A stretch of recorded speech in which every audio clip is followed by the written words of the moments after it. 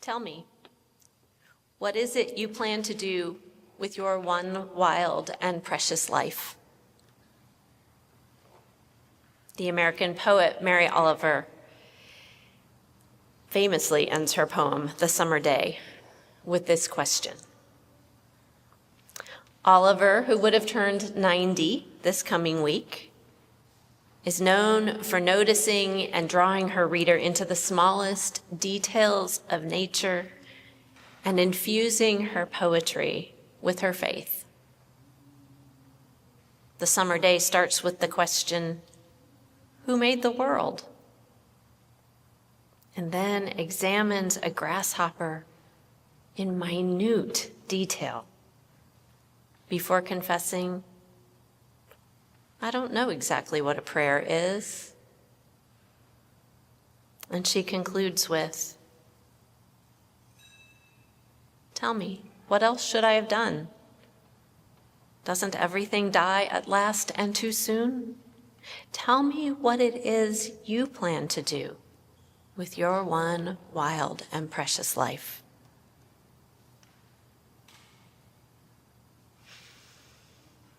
Perched in this moment of changing seasons, in life, in nature, in work and play, this question holds a poignancy.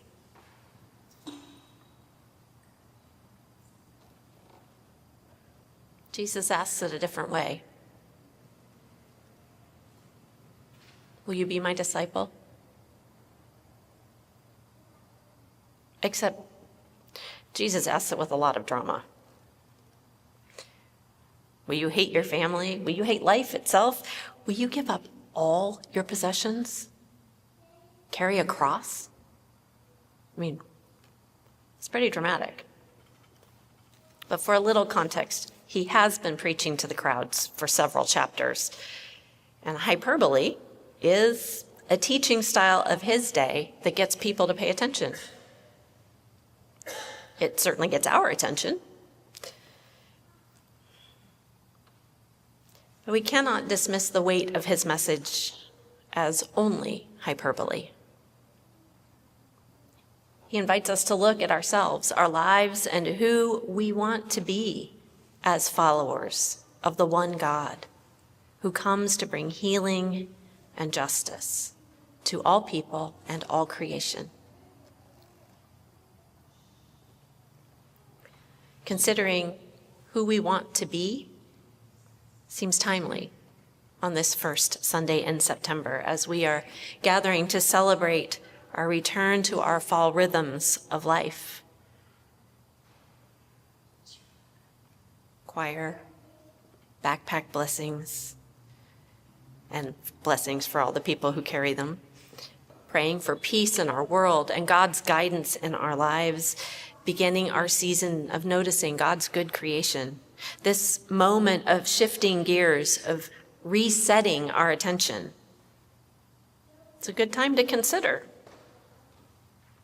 who we want to be, where we want to put our focus, how we want to live our lives as followers of Jesus. Discipleship, following Jesus with all of our mind and body, heart and soul, is a journey of many small steps.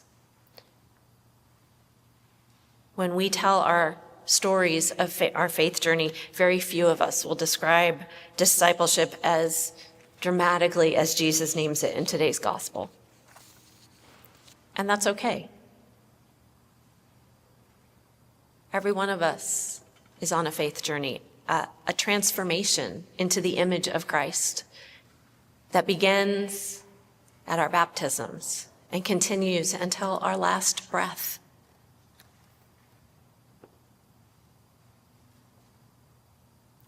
Sometimes it's an easy journey, often it's not. And it's a journey we choose again and again. Amidst our culture's cults of consumerism and individualism, following Jesus presents a stark contrast in lifestyle and heart style. Jesus prioritizes nurturing relationships and community over competition and personal desires. Gratitude rather than scarcity, hope in the place of anxiety. And the goal of living faithfully is not a series of big accomplishments, but realizing joy in our faithfulness, compassion in our relationships. Seeing the kingdom of God begin to take shape. A half-built tower may bring ridicule to one individual, while a community may see it as a vehicle for living into a dream of justice and compassion. A peace treaty looks like failure to those seeking absolute power, but that peace allows perhaps a new and diverse blended community to thrive and grow. New appreciations for the humanity in one another. And community that imagines itself through the lens of discipleship is rich in rewards, rich in the nurturing for our faith and our children's faith, in worship that feeds and engages and inspires us, in ministries that offer hope and peace for the now and the future.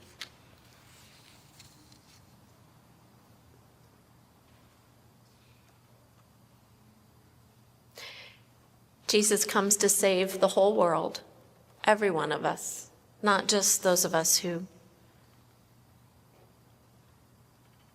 rise to a certain standard of discipleship, but every one of us, and invites us all to humbly bring ourselves, our gifts, our lives, and follow him. Which brings us back to the question, who do we want to be in this life? How do we want to live our values in our relationships with other people and all creation? How will we be recognized as people who follow Jesus?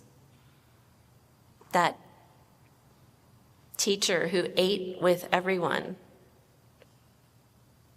challenged injustice, healed the sick and the lame, and taught us to be curious and fearless as children.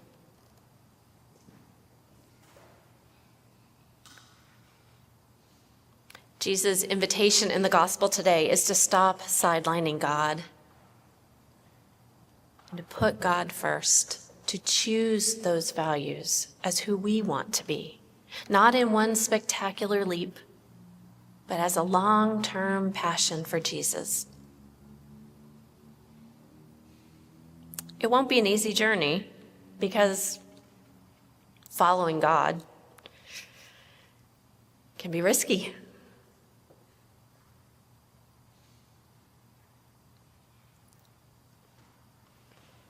It takes perseverance and hard choices.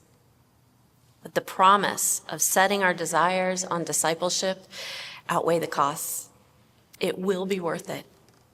We will be changed, every one of us. I mean, we're already being changed every day. From the time we are born, we are growing and changing to the very end. In following Jesus, we choose to be transformed by loosening our grip on the whole things we hold dear, by seeking the holy in worship and serving our neighbors, through listening to ourselves and one another and God. What we thought we knew, we will realize we really didn't comprehend at all. And we will emerge with new gifts, treasures for the next season of life, a season which may or may not be something we expected.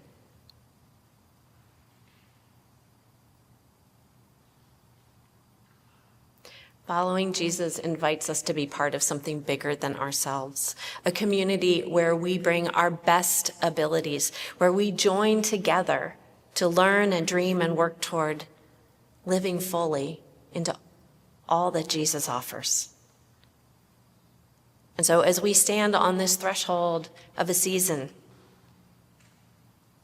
do we let life lead us, or do we ask who we want to be?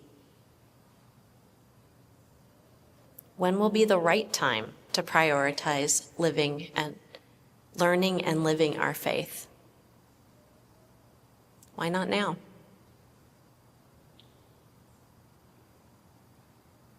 So tell me, what is it you plan to do with your one wild and precious life?